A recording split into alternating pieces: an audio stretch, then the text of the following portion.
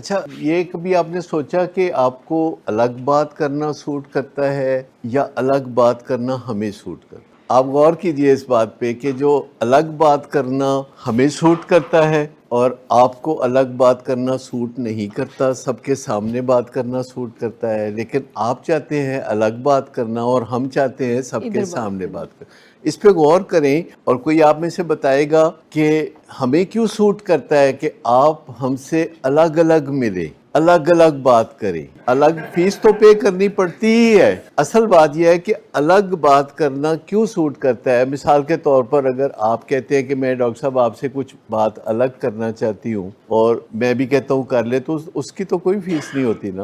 لیکن الگ بات کرنا، میں نے پوچھا تھا ہمیں کیوں سوٹ کرتا ہے اور کیوں آپ کو سب کے سامنے بات کرنا سوٹ کرتا ہے؟ یہ بات نہیں، مجھے بتائیے کہ عموماً ایون گھر میں بھی کوئی ساس نہیں چاہتی کہ اس کی دو بہویں اکٹھی بیٹھ کے کوئی بات کرے، کیوں بلا؟ تو ساس چاہتی ہے کہ ایک ادھر رہے بہو، ایک ادھر رہے، درانیاں جٹھانیاں آپس ملن ہے، ساسوں نوں تے نہیں پوچھدا، ٹیم نہ بن جائے۔ تو مجھے بتائیے کہ دنیا میں کوئی بھی جو بزنسز ہوتے ہیں وہ چاہتے ہیں کہ ان کے کلائنٹس آپس میں ملیں؟ نہیں چاہتے نا؟ کیوں نہیں چاہتے؟ کمیاں کمزوریاں ڈسکس کریں گے نا، ایسے ہی ہے نا؟ تو پھر آپ نے کبھی حیرت اس پہ کیوں نہیں ظاہر کی کہ ہم چاہتے ہیں کہ آپ اکٹھے بیٹھے آپس میں ملے؟ نہیں، مطلب ہم چاہتے ہیں کہ جتنے بھی ہمارے کلائنٹس ہیں وہ زیادہ سے زیادہ آپس میں ملے۔ اگر وہ زیادہ سے زیادہ آپس میں ملیں گے تو ہماری کمیوں کمزوریوں کو ڈسکس کر سکتے ہیں نا وہ۔ تو ہم کیوں چاہتے ہیں کہ آپ ہماری کمیاں کمزوریاں ڈسکس کریں؟ کوئی بھی بندہ دنیا میں نہیں چاہتا کہ کوئی اس کی کمیاں کمزوریاں ڈسکس کرے۔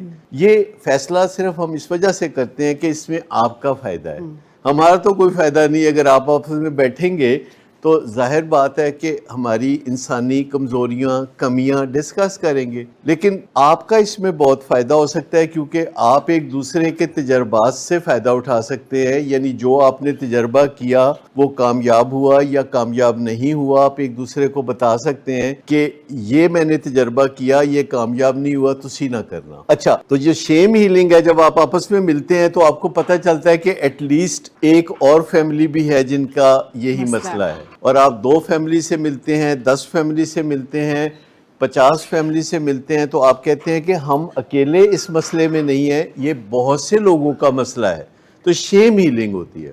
تو شیم ہیلنگ بہت امپورٹنٹ ہے، کیونکہ جب آپ کی توجہ ہوتی ہے کہ کسی کو پتہ نہ چلے اور میں صحت یاب بھی ہو جاؤں تو آپ کی انرجی آدھی آدھی تقسیم ہو جاتی ہے، لیکن اگر آپ کا ایم صرف ہو کہ میں صحت یاب ہو جاؤں اور مجھے یہ ڈر نہیں ہے کہ کسی کو پتہ چلے یا نہ چلے، تو آپ کی 100% انرجی ادھر خرچ ہوگی۔